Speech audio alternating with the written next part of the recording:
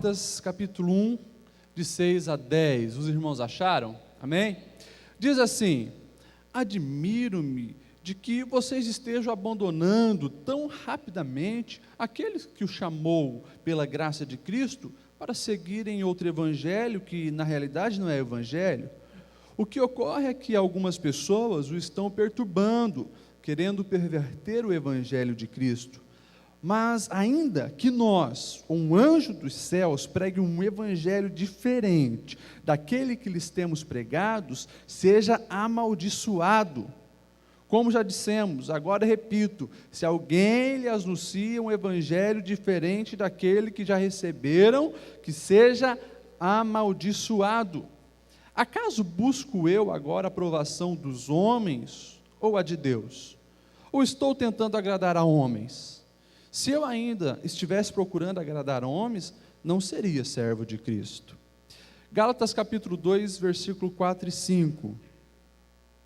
Só mudar de folha. Diz assim: essa questão foi levantada porque alguns falsos irmãos infiltraram-se em nosso meio para espionar a liberdade que temos em Cristo Jesus e nos reduzir à escravidão. Não nos submetemos a eles, nem por um instante, para que a verdade do Evangelho permaneça com vocês. E Gálatas 4, versículo 8 e 9, só mudar a página novamente, diz assim: antes, quando vocês não conheciam a Deus, eram escravos daqueles que por natureza não são deuses, mas agora, conhecendo a Deus, ou melhor, sendo por Ele conhecidos, como é que estão voltando aqueles mesmos princípios elementares, fracos e sem poder?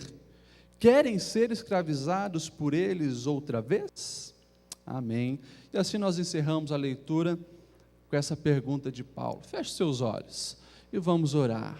Senhor Deus, nós te agradecemos pela tua palavra, que chegou até nós, Senhor, com instruções tão lindas, preciosas, que nós realmente precisamos olhar e aprender, para que venhamos ter vidas, Senhor, que sigam os teus princípios, os teus propósitos. Ajuda-nos, Pai, a cada dia entender mais a tua forma de agir, o teu trabalhar, e que venhamos, Senhor, aplicar todo o conhecimento em nossas vidas. Queremos te servir, Senhor, com o coração puro, verdadeiro, e andar segundo os teus propósitos. Essa é a nossa oração. Amém? Quer estar sentado, irmão?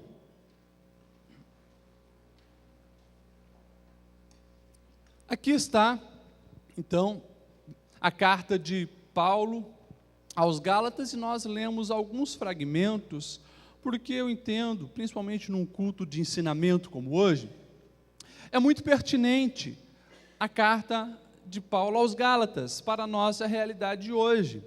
Nós vivemos em tempos, irmãos, onde muitas heresias têm surgido, assim como antigamente. Se a gente olhar para a história da igreja, nesses 2000 anos, você vai ver que a igreja nunca esteve imune às heresias. As heresias sempre foram algo presente na igreja, tentando implantar falsas doutrinas, falsos ensinamentos, porque a gente sabe que o diabo milita contra. Temos promessa, graças a Deus pelas promessas, que as portas do inferno não prevalecerão contra a igreja, mas nós precisamos estar sendo igreja, nós precisamos estar sendo realmente servos do Senhor. O que tem talvez agravado a questão das falsas doutrinas e heresias dos nossos dias, tem sido a evolução da tecnologia, e aí nós caímos de cheio, tanto na televisão quanto na internet, e principalmente hoje, a internet, que aceita tudo de uma forma muito barata de você expor as suas ideias. Todo mundo que tem um Facebook, todo mundo que tem um canal no YouTube, todo mundo que tem uma conta no Twitter, você pode estar influenciando outras pessoas, dezenas, centenas, às vezes até milhares de pessoas. E hoje nós temos visto que heresias, assim, terríveis, peçonhentas, têm entrado dentro da igreja, né, igreja, nós, o corpo de Cristo, através desses meios de comunicação, principalmente da internet, afetando a vida de muitas famílias, de muitos crentes, destruindo muitas vidas, por falta, claro, de discernimento, por falta de comunicação entre igreja, porque antigamente, se alguém vinha pregar a doutrina errada na igreja, o pastor já ficava sabendo, o outro irmão estava acompanhando. Hoje, quando nós, nesse mundo de tecnologia, estamos cada vez mais isolados, na frente do nosso computador, as pessoas estão sendo afetadas, estão recebendo lixo, estão recebendo porcaria, e estão se destruindo ao acreditarem naquilo, e muitas vezes toma uma posição não de uma ovelha sábia, de se confiar na mão daquele pastor que está ali na frente do rebanho, questionar, perguntar, querer saber, querer entender, mas não, pelo contrário, entra na onda, começa a acreditar naquilo sem questionar, e assim é levado por tanta porcaria, tanto lixo, e a vida geralmente acaba em perdição e destruição. O Paulo, quando estava escrevendo aos Gálatas, ele teve cuidado de deixar bem claro para eles sobre essas pessoas que estavam se infiltrando. Claro, não havia internet, computador, não havia nada disso, mas pessoas estavam se infiltrando no meio da igreja e disseminando falsas doutrinas. Se a gente lê as cartas de Paulo, e a gente vai ver isso até em alguns outros relatos, principalmente de Atos e das outras cartas petrinas e assim por diante, mas principalmente na de Paulo, nós vamos ver que Paulo bateu muito nos judaizantes da sua época. Paulo sendo apóstolo dos gentios, ou seja, com a intenção de levar o evangelho verdadeiro para aqueles que não eram os judeus, né? Como era promessa do próprio Jesus, que os seus não receberam, então a porta se abriu.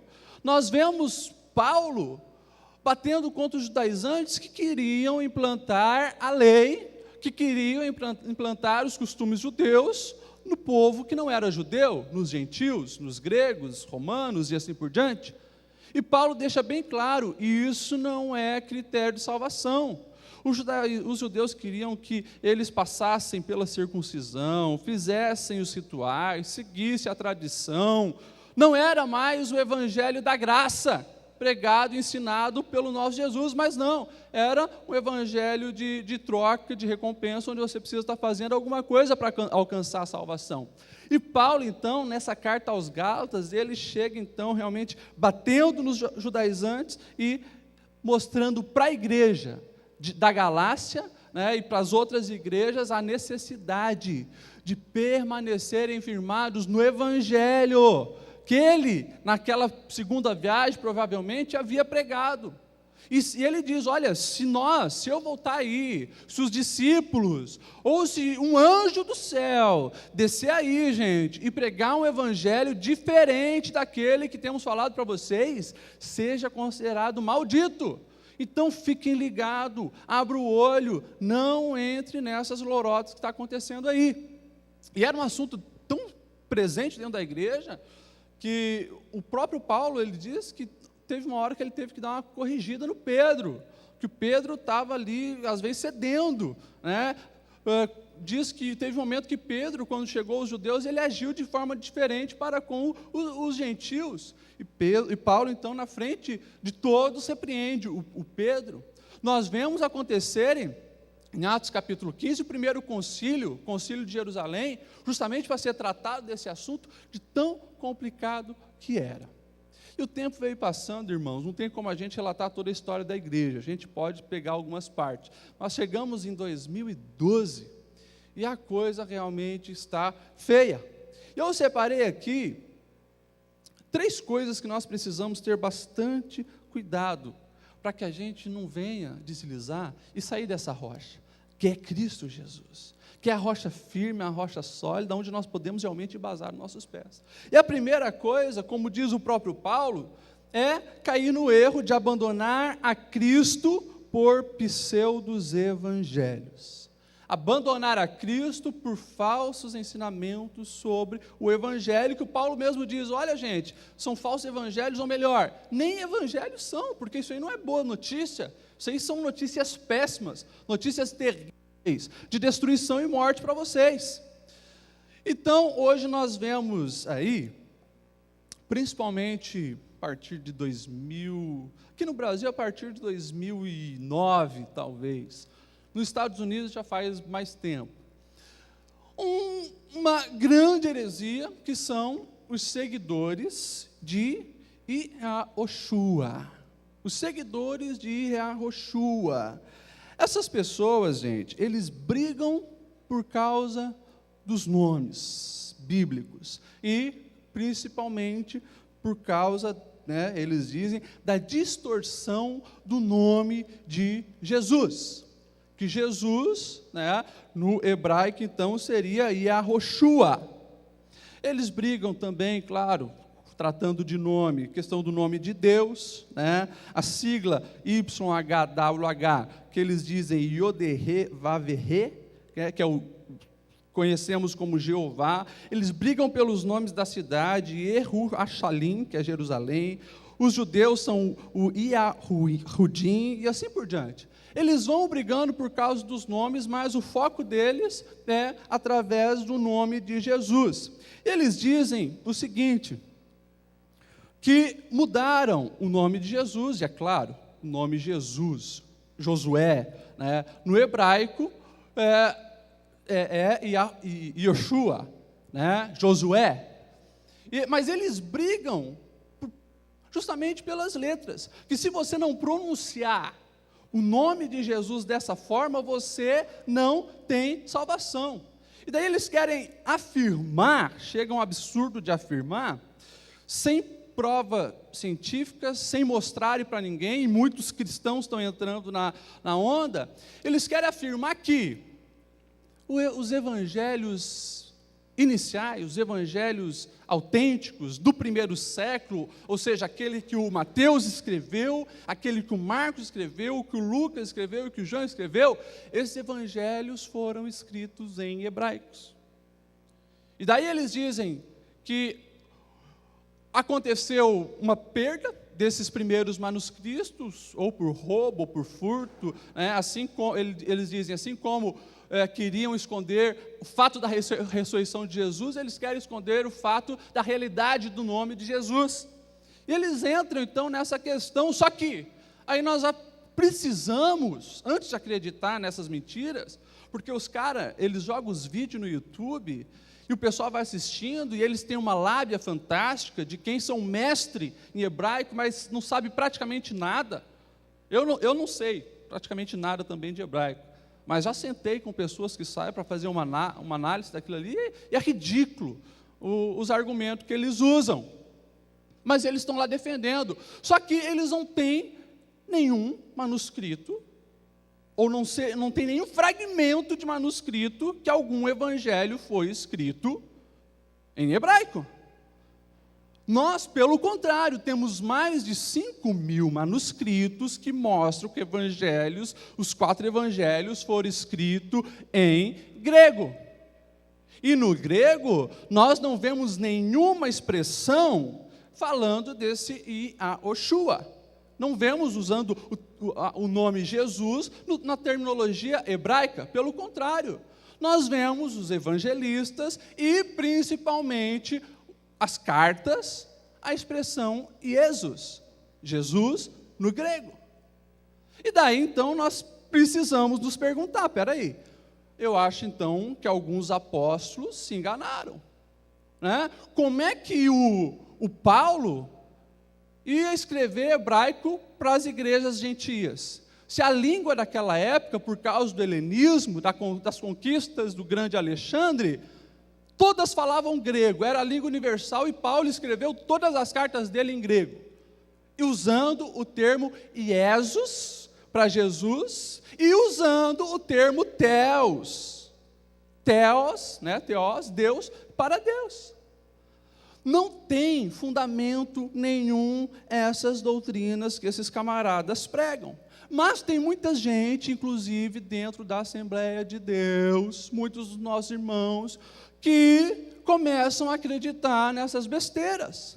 Tem um tal de irmão Rubem, que meu irmão não é irmão do cão, que tem propagado um monte de doutrina pela internet, com a série Prepare-se, que pega um fiozinho de verdade e aumenta um monte, inventa um monte de coisa, e as pessoas estão lá, engolindo, acreditando, seguindo, abandonando sua igreja. Muitos dessa denominação, né, eu vou falar dessa seita mesmo, seguidores de Yahushua, eles começam valorizando a questão do hebraico, dos nomes hebraicos. Daqui a pouco, eles estão se vestindo como judeus. Muitos, principalmente os americanos que começaram com essa onda, eles se mudaram para a Terra Santa, porque acham realmente que precisam mergulhar mais nisso e viver do jeito que se vivia no Antigo Testamento. Ou seja, é quase querer costurar o véu, é quase querer voltar a fazer sacrifício. Isso é banalizar o que Jesus fez por nós na cruz. E nós precisamos, irmãos, estar atentos sobre essas coisas. Além do fato que eles agem como seita. Eles agem como seita. Os fundadores, eles vivem atrás dos panos, né? Além de não dar prova, evidência de onde tirar as fontes dessas ideias, vive atrás dos panos, né? Não se conhece quem são os fundadores. Nos Estados Unidos, né, tem um site deles, né, que é esse nome, Yahushua.com. Você pode ir lá, eles citam alguma coisa de quem é esse fundador, mas não se sabe, e segue a mesma linha de seita, ou seja, todos estão errados, e Deus só revelou para ele, né, a verdade. Os outros todos estão errados. Isso me faz lembrar do Taze Russell, né, que começou com os Testemunhas de Jeová. Isso me faz lembrar do Joseph Smith, né, que foi ali o que iniciou dos Mormons. Todos eles começaram assim: todo mundo está errado, Deus se revelou para mim e essa é a verdade. E começa assim uma seita cristã, usando passagens bíblicas totalmente fora de contexto, e as pessoas vão indo. Uma outra característica de seita é que eles sempre estão pescando em aquário. Você vai ver eles procurando os crentes. Até que esses tempos atrás, na nossa igreja, tinha um indivíduo ali distribuindo um CD com a explicação, com esses vídeos e tal. E muitos estavam indo. Tudo isso, irmão, revela uma coisa que é característica, infelizmente, é uma característica da igreja atual. E que Deus tinha falado já no Antigo Testamento: o meu povo se perde por falta de conhecimento. Não se estuda, não se busca, não se lê, não vai atrás, vai acreditando em qualquer coisa, e às vezes vai acreditando até qualquer coisa que é falado no próprio púlpito, e vai engolindo, e vai vivendo essa vida assim, com os pés bem longe da rocha que é Jesus, bem longe do evangelho verdadeiro. E a gente precisa realmente estar muito atento a essas coisas. É interessante também que a teologia autêntica, verdadeira, que muda as nossas vidas, ela não é feita apenas, irmãos, no estudo de língua original. É importante conhecer língua original também, apesar que hoje tem muitos recursos já em português que nos ajudam, mas você precisa estar, claro, sempre buscando no original. Existe alguns erros de traduções? Existe, com certeza existe, mas nenhum compromete as doutrinas e a verdade do Evangelho. E aí nós começamos a ver, né, como Deus foi um Deus grande, sábio, fantástico, em preservar o que nós temos hoje de Bíblia, com um grau de fidelidade muito grande, com os primeiros fragmentos que nós temos lá atrás. Isso é o agir de Deus. E é também um ponto que eu questiono: que tipo de Deus é o que esse pessoal segue? Esse pessoal aí, os seguidores de Yahushua. Como é que um Deus, que se diz Deus de amor, que traça um plano fantástico, amando o mundo a ponto de dar o seu filho, para que muitos fossem salvos, como é que esse Deus permite, né, que já no primeiro século, a igreja fosse enganada a respeito do nome de Jesus, né? Passasse 2000 anos pronunciando o nome de Jesus errado, e eles dizem que Jesus é um nome comercial e nome de aglutinações de demônios e de divindades pagãs. Como é que um Deus, que é o Deus soberano, Deus poderoso, permite que a sua igreja esteja enganada durante 2000 anos, com o evangelho falso, com o nome de Jesus falso, e daí agora decide revelar lá para um camarada, né? E ele então agora está aí achando-se o quarto homem da Trindade, né? A quarta pessoa da Trindade. É complicado, irmãos, quando nós começamos realmente a nos questionar esse tipo de coisa. E precisamos estar muito atentos e estar refutando esse tipo de heresia. Quando eu falo que a teologia não se faz apenas com as línguas originais, no estudo disso, eu quero dizer que esses camaradas, eles não conhecem nem a lógica mais básica da hermenêutica. Que eles pegam lá em Atos 4:12, a passagem que diz, não há salvação em nenhum outro, pois debaixo do céu não há nenhum outro nome dado aos homens pelo qual devamos ser salvos. E eles pegam essa passagem e isolam de todo o contexto bíblico. E uma das principais regras da hermenêutica é essa, né? Texto fora de contexto se torna pretexto para heresia, é pretexto para falar besteira. Olhando o texto, nós precisamos ver o contexto, e o contexto maior, e olhando essa doutrina que está nesse livro, eu não posso me embasar apenas nesse livro, preciso ver o que todos os outros livros da Bíblia dizem a respeito disso. Isso é uma regra básica, mas para eles querem defender que a salvação está no pronunciamento desse nome. Se você não pronunciar esse nome certo, o nome de Jesus lá no hebraico inicial, você então não tem salvação. E eu me questiono os mudos, coitado, não vão poder pronunciar o nome certo de Jesus, não tem salvação.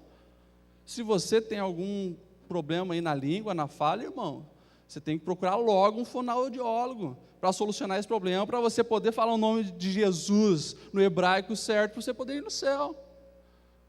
Irmãos, quando nós aí olhamos para a Bíblia, a gente vê que não é bem assim. Jesus diz lá em João 4,15, olha, se vocês me amam, ele não diz, falem o meu nome certo, mas ele diz, obedeçam os meus mandamentos. Mateus 7,22 diz, muitos me dirão naquele dia, Senhor, Senhor, não profetizamos no teu nome? Em teu nome nós não expulsamos demônios, realizamos muitos milagres? Então Jesus claramente lhes dirá, nunca vos conheci, afastem-se de mim, vocês que praticam o mal. Ué, mas pronunciaram o nome de Jesus? Irmãos, pronúncia não resolve nada. Deus nos procura que nós olhamos para a pessoa dele. Deus quer que nós olhemos para a pessoa dele e imitemos o que ele fez. Daí nós temos lá em Atos uma passagem até meio hilária, né? Diz, alguns judeus que andavam expulsando espíritos malignos tentaram invocar o nome de Jesus sobre os endemoniados, dizendo, em nome de Jesus a quem Paulo prega, eu lhes ordeno que saia demônio. E os que estavam fazendo isso eram os 7 filhos de Cefa, um dos chefes dos sacerdotes judeus. Um dia o espírito maligno lhe respondeu, olha, Jesus eu conheço, Paulo eu sei quem é, mas vocês quem são? Então o endemoniado saltou sobre eles e dominou e espancou-os de tamanha violência que fugiram. Usaram o nome de Jesus, mas não tinham nada de Deus. Esse pessoal dos seguidores de Yahushua fica preso nesse nome, são usados pelo diabo, irmãos, para que você tire o teu foco da pessoa de Jesus, aprenda realmente sobre Jesus e a imitar Jesus. E muitos estão indo atrás. Eu me pergunto, imagine se a gente realmente vivesse assim, né, Black? Imagine que o Black, então, apaixonado pela Priscila, mas e se ele não amasse a Priscila, mas o nome da Priscila? Chegava lá no caixa do supermercado e via Priscila, uma outra Priscila, ia lá e queria casar com aquela Priscila também.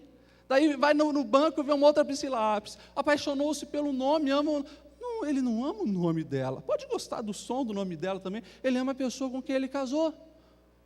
E assim nós precisamos ser com Cristo. Nós precisamos olhar para a pessoa de Cristo, amar quem Cristo é, quem Cristo foi, e imitarmos a Ele todos os dias da nossa vida. Então, irmãos, vamos cuidar com essas heresias que estão tentando nos destruir. Seja realmente um conhecedor das verdades. E se tem dúvida, que bom! Poxa, você assistiu um vídeo no YouTube, você leu um artigo na internet, alguma coisa te colocou uma pulga atrás da orelha? Que bom! É importante a gente fazer pergunta. As perguntas nos levam realmente às respostas, mas não acredite de uma vez só. Vai atrás, vai pesquisar, vai ler, vai estudar, e você vai ver, irmãos, que, olha, tem tanto lixo aí, que a gente às vezes dá um pouco de trela, meio que acredita em algumas coisas. Então, irmãos, vamos realmente ser inteligentes. E, cuidado, porque essas heresias, esses pseudos evangelhos, destrói, acaba com uma vida. Quando nós, olhando ainda para esse assunto, temos visto, infelizmente, também, em algumas de nossas igrejas, que se dizem evangélicas, eu hoje não vou falar muito da teologia da prosperidade, porque eu sempre falo que isso aí é uma grande destruição hoje. Infelizmente está aí na mídia representando todos os evangélicos do país, um monte de picareta, tem um monte de ladrão, tem um monte de camarada que não tem compromisso nenhum com o Senhor, fizeram do evangelho um negócio, tem um monte, e a gente precisa estar sempre comparando com a palavra do Senhor. Tá? Mas tem uma outra leva aí que tem afetado muita gente, que é os próprios judaizantes, que estavam já lá no tempo de Paulo, querendo judaizar a igreja. Muitos têm entrado hoje no meio dos evangélicos, inclusive nós assembleianos, que se você usar o quipá, você vai realmente ser mais abençoado. Se você trouxer para a liturgia do culto um shofar, daqueles que veio lá de Israel mesmo, aquele sim vai ter muito mais unção. E se você botar estola, se você botar isso, se você botar aquilo, irmãos, cuidado, nós precisamos estar firmados no evangelho puro e simples. E uma coisa também que ainda continua muito forte, e aqui, claro, a gente tem que ter muito cuidado ao falar sobre isso, mas que ainda continua acontecendo muito na Assembleia de Deus, é confusão de muitos membros, de muitos cristãos, e infelizmente até de muitos pastores, sobre o que é doutrina e o que é costume. Doutrina, ela é universal, é uma verdade que é presente aqui, é presente na igreja da China, da Índia, onde estiverem. Costume é o que cada denominação usa para você. E alguns, claro, interpretam a Bíblia de uma forma, outros de outra, alguns equivocadamente, e tem surgido muita confusão no meio da igreja sobre isso. Toda igreja, toda religião tem as suas doutrinas e os seus costumes. Agora, você precisa saber diferenciar isso, porque quebrar costume não leva ninguém para longe de Deus e nem para o inferno. Quebrar doutrina, sim. Violar doutrina, sim. Então, a gente precisa ter muita clareza a esse respeito, entendendo também que, por exemplo, é costume da Assembleia de Deus, ainda hoje, por exemplo, nos cultos, as mulheres virem não muito maquiada, não de brinco, não de calça, apesar que hoje isso aí já está caindo, mas ainda em muitos lugares é assim. Isso é um costume. Se você decidiu pertencer àquela igreja, o pastor talvez espera que você obedeça. Agora, você precisa entender que é um costume de uma igreja, e por respeito àquela igreja, você decidiu seguir. Agora não tem nada a ver se você vai ser mais espiritual, vai ter mais intimidade com Deus ou não. Deus olha para o nosso coração. É claro que alguns aí daí já confundem com a imoralidade. Imoralidade é pecado, e sempre pesa para o lado das mulheres, que às vezes escolhem roupas indecentes, escandalosas, que provocam o sexo oposto, daí sim, daí é pecado. Mas tudo isso, irmãos, está na Bíblia, tudo isso está claro ali. O que a gente precisa fazer é conhecer mais o nosso manual de vida, é conhecer mais o que realmente é a pauta da nossa fé. Aquilo que dá um fundamento, aquilo que dá um embasamento para a nossa fé. Então, irmãos, a primeira coisa que a gente precisa estar muito atento é cuidado. Cuidado com falsas heresias, com falsos evangelhos, com falsas doutrinas, com heresias que estão aí. Eu falo isso porque hoje está muito mais fácil de você se contaminar. Tá? Seja como um bereano. Lá em Atos, nós vemos bem claro, né, Lucas jogando os bereanos lá em cima. Por quê? Porque mesmo os apóstolos, quando estavam evangelizando eles, falando, olha, houve essa profecia no Antigo Testamento, se cumpriu aqui em Jesus, aconteceu isso, eles não acreditavam de primeira. Eles olhavam nas Escrituras para ver se era assim mesmo. Nós precisamos aprender com a igreja de Bereia. Tá? E eu falo isso, irmãos, daqui de púlpito, sem medo de errar. Faça isso sempre. Até hoje, nessa ministração aqui, não acredita em tudo que eu digo. Vai ver se é verdade. Confere se tem base bíblica, se tem fundamento bíblico. Porque às vezes nos púlpitos se fala muita besteira. E infelizmente, o conhecimento bíblico da maioria dos cristãos hoje se embasa no que eles ouvem de púlpito ou de outras pessoas. Você não foi chamado para isso. Um servo autêntico de Cristo, irmãos, conhece o seu Senhor, conhece os ensinamentos do seu Senhor, e não tem como você amar a Deus, amar a Jesus Cristo, e não ser um apaixonado pela palavra dEle. Se firme nisso. Em continuação, e o tempo já está indo muito rápido, vou ter que dar uma corrida aqui. Nós vemos uma outra coisa que Paulo fala que também pode nos tirar dessa rocha. Nós precisamos estar muito atento, muito ligado na questão de querer agradar a homens, em vez de dar prioridade para agradar a Deus. É interessante quando nós olhamos para várias passagens da Escritura, e aqui nesse versículo Paulo diz assim, olha, acaso busco eu agora a aprovação dos homens ou a de Deus? Estou eu tentando agradar a homens? Olha, se eu ainda estivesse procurando agradar a homens, eu não seria servo de Cristo.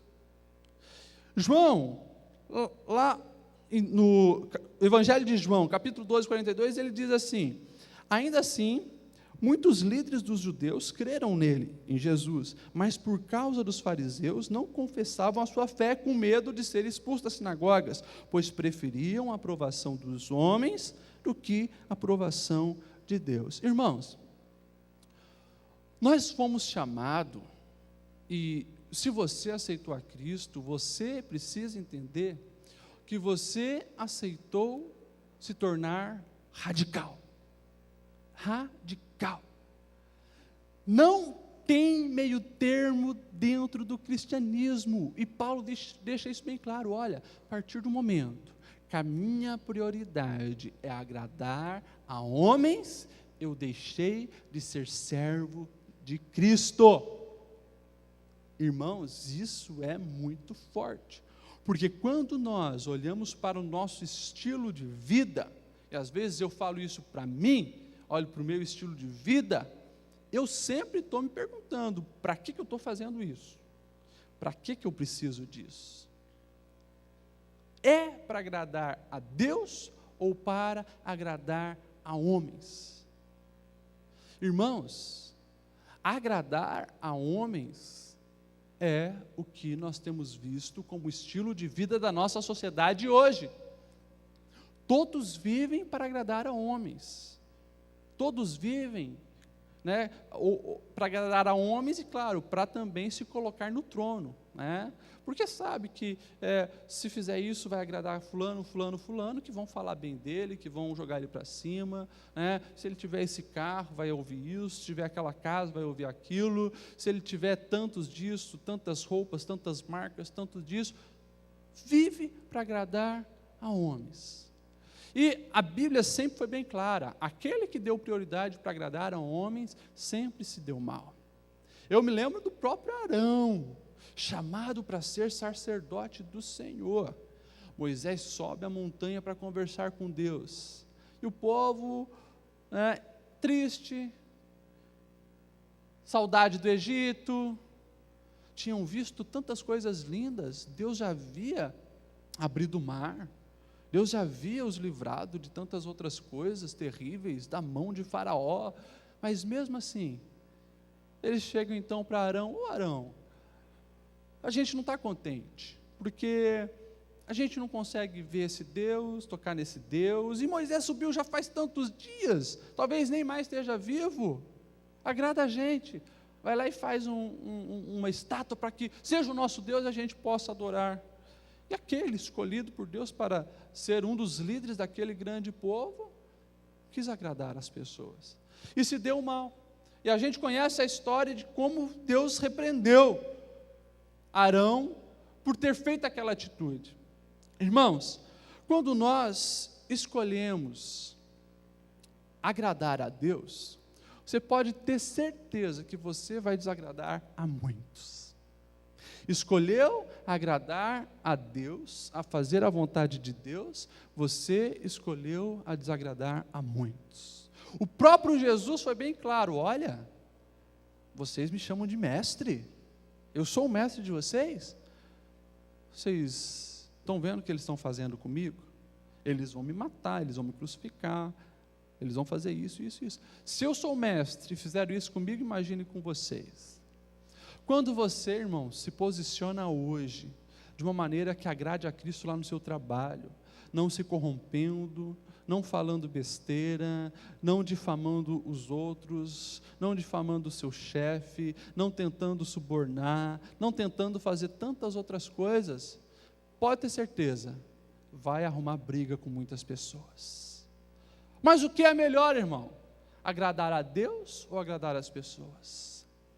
Na teoria, a gente sabe agradar a Deus. É agradar a Deus, é agradar a Deus, mas eu quero, e não tem como a gente falar mais sobre isso, eu quero que você, no seu dia a dia, se pergunte isso. Acorda, vai trabalhar, vai estudar, vai sentar na frente da televisão e sempre faça essa pergunta: eu estou agradando o meu Deus antes de agradar as pessoas? Isso é importante a gente fazer. Então, primeira coisa, cuidado com as heresias, cuidado nessa questão de querer agradar aos homens em vez de Deus. E a terceira coisa, para a gente também já finalizar, um grande erro que tem tirado muitas pessoas da rocha é porque não procuram conhecer mais a Deus, estagnam-se na fé, param na fé. Tem uma experiência com Deus, recebe o batismo com o Espírito Santo, está cheio de Deus, mas daqui a pouco para, John Piper, ele tem uma frase bem interessante que eu gosto muito, diz: a marca distintiva de um servo de Cristo não é a perfeição, mas sim a sua fome por Cristo. A marca distinta de um servo de Deus não é a perfeição, mas sim a sua fome por Cristo. Não podemos estagnar, irmãos, no nível espiritual que nós chegamos, no nível de relacionamento com Deus. Você parou de crescer, você vai, com certeza, diminuir, vai declinar até ruir. Nós vemos os apóstolos falando isso, e o próprio Paulo fala lá em Efésios 4, ele diz assim: olha, o propósito é que não sejamos mais como crianças, levadas de um lado para outro pelas ondas, e nem jogados para cá e para lá por todo o vento de doutrina e pela astúcia e esperteza de alguns homens que nos induzem ao erro. Antes, seguindo a verdade em amor, cresçamos em tudo naquele que é o cabeça, Cristo. E Pedro, lá em 2 Pedro 3,17, diz: portanto, amados, sabendo disso, guardem-se para que não sejam levados pelo erro dos que não têm princípios morais, e nem percam a sua firmeza e caiam. Cresçam, porém, na graça e no conhecimento de nosso Senhor e Salvador Jesus Cristo. Irmãos, é o processo de vida natural, está dentro da gente. A necessidade de sempre crescer, de sempre melhorar, de sempre se aperfeiçoar. E a gente leva isso para todas as áreas da vida, mas esquecemos do principal, que é a nossa vida espiritual. Você entrou talvez lá na tua empresa há 10 anos atrás, você sabia pouco, mas você tinha o desejo de crescer naquela empresa. E você vai estudando, vai aprendendo, vai melhorando, vai conseguindo novas habilidades, vai se tornando mais técnico naquilo que você faz, e você consegue chegar e desenvolver a níveis fantásticos, talvez a ponto de você ser um grande profissional hoje. Na nossa família, a gente passa pela infância, a adolescência, nós precisamos amadurecer, crescer, chegar na juventude, para ter um casamento. No casamento eu preciso aprender novas habilidades para lidar com a outra pessoa que está comigo. Nós, como casal, precisamos adquirir novas habilidades, porque vai vir os filhos, nós precisamos saber lidar com a criança. Quando o filho crescer, a idade da adolescência, vai procurar uma independência, nós precisamos de habilidade para lidar com o adolescente. Precisamos ter habilidade para orientá-lo no seu casamento. Precisamos ter habilidade para entender que ele vai sair de casa também. Precisamos ter habilidade para enfrentar a nossa velhice. A vida é um processo, a gente vai crescendo, aprendendo, amadurecendo. E espiritualmente, irmãos, alguns vivem de experiência de 30 anos atrás. Não cresce, não amadurece, não evolui, não busca. Irmãos, nós precisamos entender uma coisa, e o recado dessa palavra é simples, para a minha vida e para a sua vida. Precisamos ser mais apaixonados pelo Senhor e pela sua palavra. Precisamos realmente ter fome e sede de Deus, não nos conformarmos com aquilo que já recebemos, mas queremos mais. Senhor, leva-nos além disso. O que mais a tua palavra tem para me oferecer? Senhor, o que mais nesse momento de oração eu posso receber do Senhor? Fala comigo. E a gente precisa, irmãos, estar crescendo, evoluindo, amadurecendo. Senão, a gente com certeza vai perder a firmeza dos pés e sair da rocha. Quantas pessoas, inclusive aqui da nossa igreja, em vez de crescerem, estagnaram. E quando a gente estagna, a gente começa, a olhar para outras coisas, não tem mais o foco que a gente estava caminhando, que é Jesus. Quando a gente começa a olhar para outra coisa, a gente começa a olhar, mas olha a vida daquele ali, ele faz isso, faz aquele outro e diz que é crente. Olha só o que aquele outro fez. E a gente começa a olhar as pessoas, o comportamento das pessoas, e muitos abrem mão da fé por causa de outras pessoas que talvez realmente deixaram um furo, que eram da sua comunidade, mas a Bíblia traz outras orientações a respeito do tratamento das pessoas que estão errando, que estão fazendo coisas erradas. Não é para você julgar, criticar e sair murmurando, e deixar que isso crie uma raiz de amargura dentro do teu coração, que cria antipatia de você estar na igreja, cria antipatia de você estar relacionando com o corpo de Cristo, para você ter outra postura. Ame, oriente, ajude, ore. Só que estagnou, tem muito tempo para observar outras coisas e começa a esfriar na fé. Imagina, irmãos, se agora um cristão verdadeiro vai deixar de ser cristão porque um outro cristão fez alguma coisa errada? Se eu fosse, olhar para isso, eu jamais seria pastor. Se eu olhasse para tantos furos que outros pastores deixam por aí, eu jamais queria isso. E antes, na minha adolescência, eu tinha esse dilema. Eu não queria ser pastor porque sabia que era algo muito dificultoso, muito difícil, e também via aí muitas outras pessoas fazendo coisas erradas. Eu nunca tinha entrado nisso. Agora imagine, se você, médico, vai deixar de ser médico porque um outro médico errou lá com o paciente, está sendo processado. Se você é advogado, vai deixar de ser advogado porque foi provado que aquele advogado mentiu. Imagine assim. Imagine se eu vou deixar de ser alguma coisa porque outra pessoa que se dizia aquilo fez coisa errada. Se a gente olhar por esse lado, não teria mais corintiano. torcida do Corinthians seria menor, do Flamengo também. Brincadeira, gente. Mas o que nós precisamos fazer é olhar para Cristo, é estar firmado em Cristo, é realmente ter o nosso foco em Jesus e procurar crescer nele, conhecê-lo mais, e assim realmente embasarmos os nossos pés na rocha que é Jesus. Irmãos, deixa eu falar uma coisa para vocês. Você pode ter 90 anos de vida e 60 anos de fé. Se você não fizer a escolha hoje de buscar mais de Cristo, de querer ter mais relacionamento com Cristo, amanhã a mesma coisa, e buscar isso todos os dias, vai chegar um momento que a tua fé vai estagnar e você só vai parar de crescer. Nós fomos criados para cada dia estarmos mais envolvidos com Deus, e quando nós fizemos essa escolha de colocar Cristo como nosso Senhor, eu preciso entender que é os passos dele que eu quero seguir, e que tem muito, muito para mim aprender com ele. Por isso, nós entendemos o que o próprio Paulo, inspirado por Deus, disse: olha, sede santos, porque Deus é santo.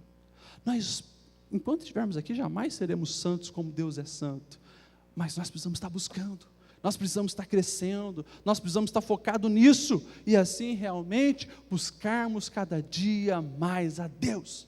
Precisamos ter fome de Deus e sede de Deus. Isso vai nos levar a sermos realmente servos de Cristo, aqueles que fazem diferença.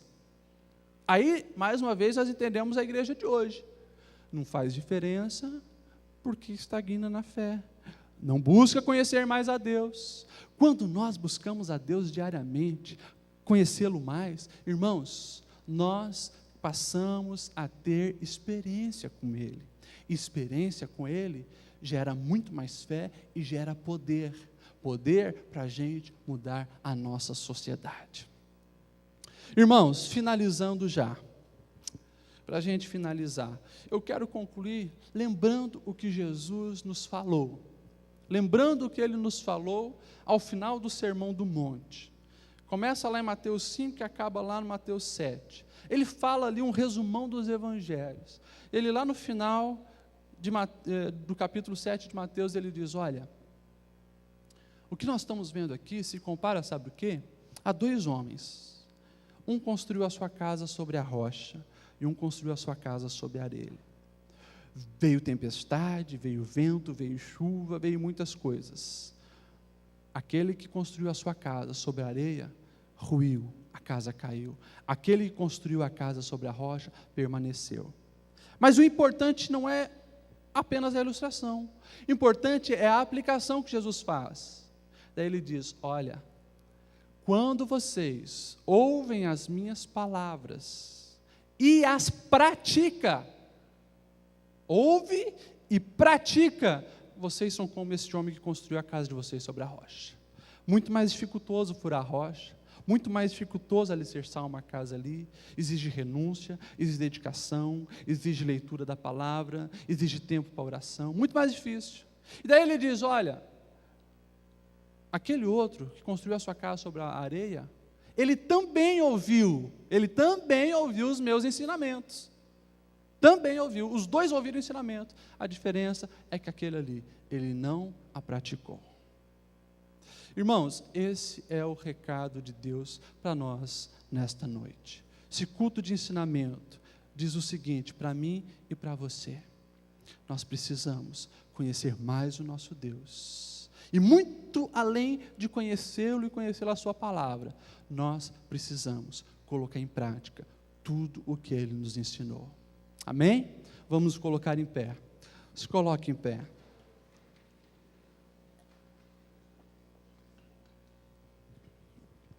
E eu quero que você dê a mão para quem está do seu lado. E nós vamos fazer uma oração nesse momento. Santo Deus, nós agradecemos, Senhor, pela Tua palavra, que veio nos instruir nesta noite. E Tu conheces o desejo do nosso coração, Senhor, de permanecermos firmes nessa rocha. Queremos realmente estar firmados em Ti, Senhor. mas nós sabemos que vem tantas coisas tentando tirar os nossos pés de Ti, tantas coisas tentam nos arrastar para a areia, querendo fragilizar, Senhor, a nossa fé. E nós estamos aqui, Senhor, entendendo o recado, Pai, que precisamos a cada dia mais escolher os Teus caminhos. Entendemos, Senhor, que é uma escolha diária, Pai, ler a Tua palavra, estudar a Tua palavra, conhecer os Teus ensinamentos. Entendemos, Senhor, que é uma escolha diária, separar tempo para conversar contigo, para abrir o coração diante de Ti, para deixar o Senhor nos lapidar, nos moldar, nos transformar. Nós entendemos isso, Senhor, e queremos, Pai, queremos que o Teu Espírito Santo nos dê força a cada dia, para que cumpramos, Senhor, os propósitos, para que cumpramos, Senhor, realmente o desejo de Te servir mais fielmente, mais integralmente, desejo, Senhor, de realmente fazer a nossa vida, Pai, corresponder a essa escolha radical que fizemos ao escolhermos, Senhor, ser Teu servo. Portanto, abençoa-nos, Senhor, abençoa a Tua igreja. É assim que nós oramos, é assim que nós clamamos. Amém e amém.